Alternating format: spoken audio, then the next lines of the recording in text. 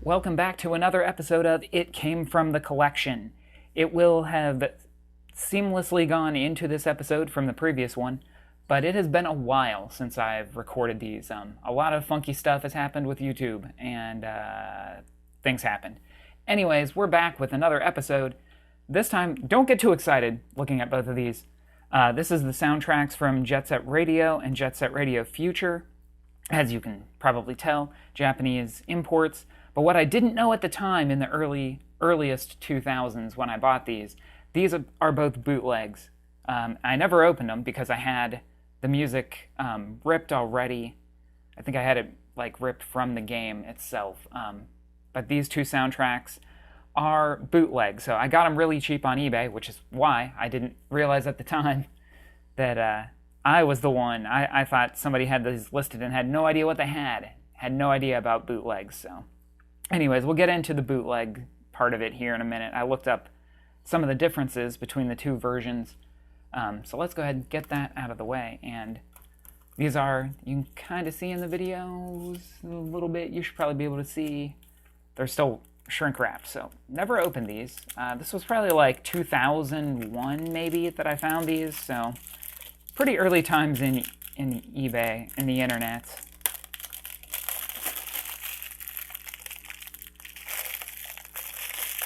But it had spine cards, so obviously this was legit. I should have brought the garbage can over. The major differences, I just looked up on the spine card. Too bad I don't have a good XSplit setup for this. I'd put them side by side, but there's a whole line here that would say CD Extra and has some text. There's some logos missing. This is rearranged a little bit. The back is just full of text that says CD Extra and explains what else might be on this disc. It might be something you could have put in a computer at the time. The front's pretty much an identical copy. And then the back, it looks like there would be more logos here for some of the different studios. And then this line right here, actually, Mia Records, that's probably the code name for, or the product number for this bootleg company. So they put their logo here and removed Avex Trax or Sega's logo, whoever it might have been. And it looks like there was a lot of CD Extra info back here. But overall, the art, the appearance, if you just look at it on an eBay listing like me, when the thumbnail's 320 by 240, you wouldn't think anything of it. So let's open it up. Never actually had this open. I should have looked at some pictures of what the disc looks like. It'd be hilarious if I opened this and it was just a printed on label. I was taking a look at the printing. Seems to be alright. I'm sure the actual release has a lot more text around the outside edge. I don't know if you're going to be able to catch much of that. Just looks like a CD to me. Again, I'm no bootleg expert, obviously. There's the tray liner. And let's take a look at this booklet.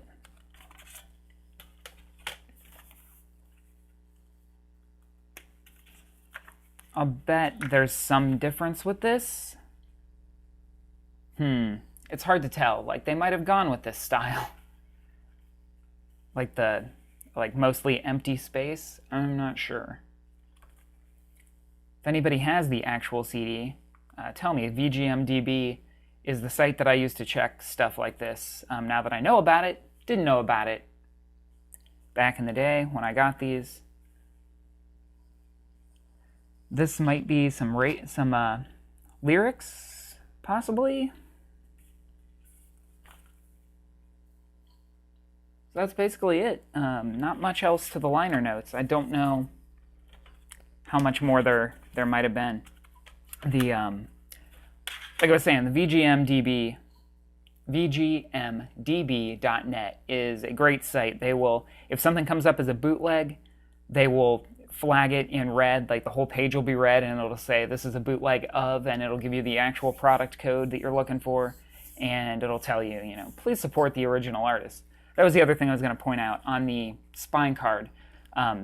MICA0268 is that Mia Records, whoever made these, their own product code. The actual one that you're looking for is UPCH-1048. So if you know the numbers, if you know, I guess now, Mia Records, keep them in mind. Don't know if they're still operating out there. This is Jet Set Radio Future. I kind of tried to pre-open this a little bit so I wouldn't have a lot of problem on this video.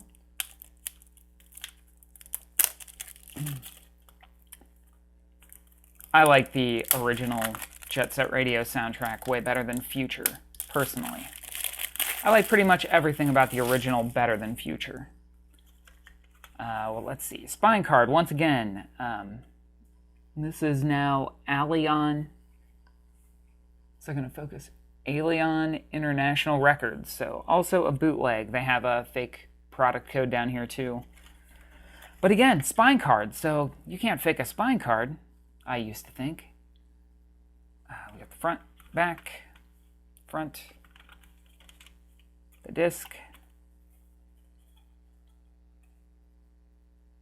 Doesn't feel like, you know, some consumer grade print job, especially for early 2000s. Oh, hello. Hello, phone.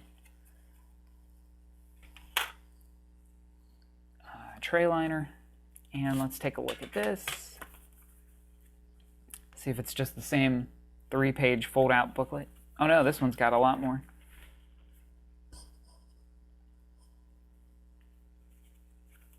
This one, it's doing something funky here. Okay, we'll do it this way. Then the back. And then it opens up this direction. I can line that up a little better. That's all there is to that one.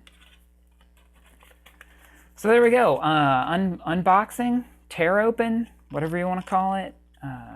They are now open. And now my other motive for doing this, for finally doing this and opening these discs, is that I've been on a quest, a vision quest, to re-record, re-rip all the video game music that I have, because some of these MP3s and MP2s are very old.